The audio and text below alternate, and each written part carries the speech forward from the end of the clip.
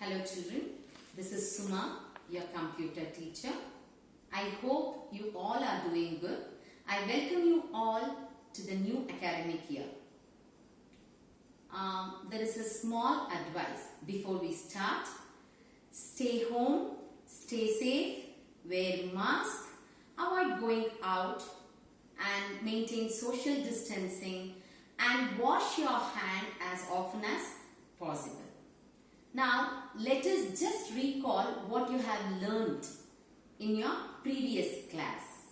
Okay, you had learned about what does a computer do, the comparison between a man and a computer, the parts of a computer and how a computer works, and we had introduced keyboard and you had learned about the functions of keyboard, how to handle a mouse, and the parts of a computer like monitor and printer, how the operations go on a computer, and knowing Windows, and we had paint also, if I remember. It was fun with paint lesson where you had learned how to draw, how to color, how to save it, how to edit an object, whatever you have learned in MS Paint. So, as you are in grade 3, today we'll be learning the first lesson. We'll be starting our first lesson, and our first lesson is hardware and software.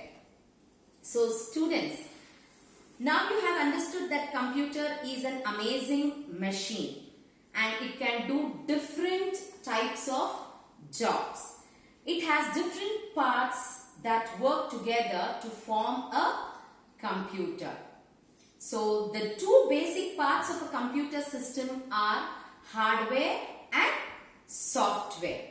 So, let us now study what is a hardware. The physical parts of a computer that you can touch and see are called hardware. For an examples, as we have seen in our computer lab, we have our desktop computer. If it is a desktop computer, it will be having a monitor, a mouse, a CPU as well as a keyboard. So you can touch and feel the parts of a computer, right? You can touch and feel all the 4 parts, right? So the physical parts of a computer that you can touch and also see are called hardware. A human body consists of different parts. The outer parts of a body are visible, but the parts like brain, lungs, heart, etc. that are inside cannot be seen, right? So, as I had given the example in grade 2 also, we also have different parts in our body. Okay, you can see the outer parts, like you can see hands, legs, stomach, face, all these parts it is visible, but internal body parts like brain, lungs, heart, all these human parts are not seen, right? Similarly, in a computer we can see the parts of the hardware that is outside. For an example, like monitor, keyboard, etc. all these outer parts of a computer, it is visible and we can also touch. So, these parts are attached to the CPU through wires. So, the outer parts of a computer like monitor, keyboard, mouse, all like these parts, it is called hardware, which we can feel and touch.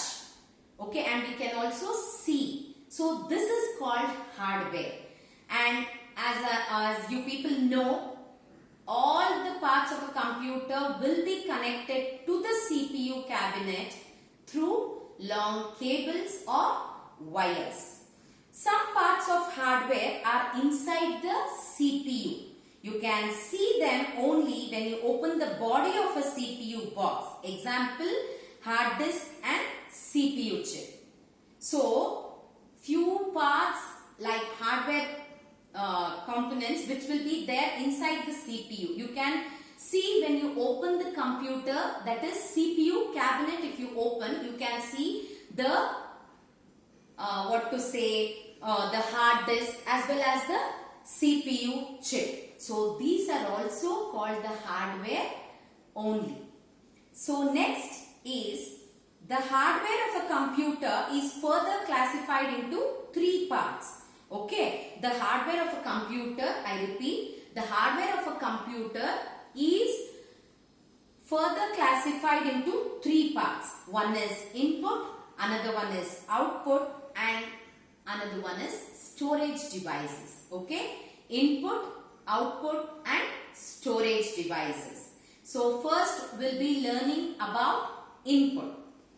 There are special types of hardware devices that are used to input words, numbers, sound or picture into a computer. There are special types of hardware devices that are used to input words. That is, when you type on the keyboard like ABCD or a sentence or a number or any symbol or any character on the keyboard, or you can you can type, you can save any sound or picture into a computer.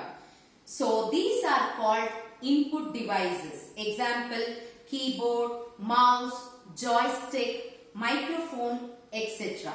You have already read about the mouse and keyboard in your last class, right?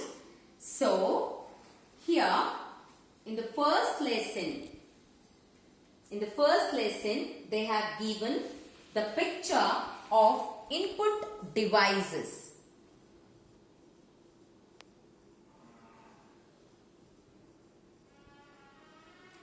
It is page number 6. You can see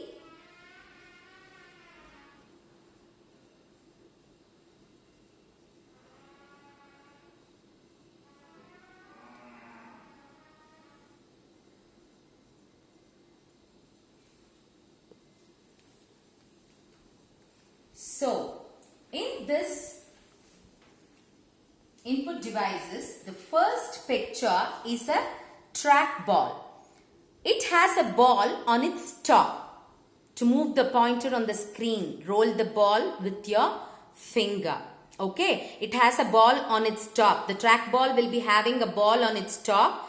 And if you want to move the mouse pointer on the screen, roll the ball with your finger and the trackball will move accordingly. Next is a scanner.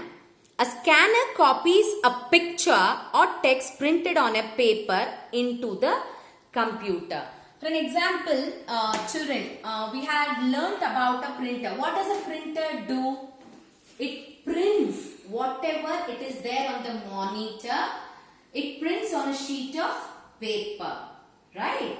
But a scanner, what it does, it scans the sheet of paper and it saves into the computer. So a scanner copies a picture or text printed on a paper into the computer. Next is web camera. So I think in your home, that is at your home, your parents would be using laptop, everything, right? In laptop you can see a web camera and it is primarily used to share pictures and have live chat with our friends and relatives using the internet. That is, in a laptop, there will be inbuilt web camera, okay? But for desktop, we need to connect the separate web cameras. So web cameras are used to share pictures and have live chat with our friends and relatives using the internet. Next one is microphone. So I think everyone are aware about microphone. A microphone is used to record our voice and other sounds into the computer.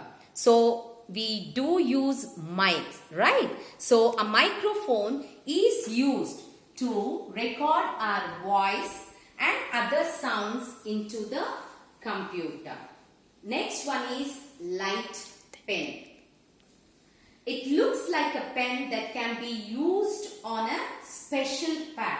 It will be not like a usual pen. It will be a pen which will be used to write on a special pad. Whatever you write on this pad can be seen on the monitor. For an example, if you are holding or keeping that special pad on the desk, and if you write using that light pen, if you use that light pen and write on that special pad, it can be seen on your computer, that is on the monitor screen. And the last one is joystick. This joystick is used for playing games. It helps move the items on the screen. So joystick is usually used to play games, and it helps us to move the items on the screen. So this is the introduction for input devices. We'll further learn about output devices as well as the storage devices in the next class. Thank you, children. Please do read and recall whatever you have learned today. We'll meet you in the next class. Thank you. Take care. Bye.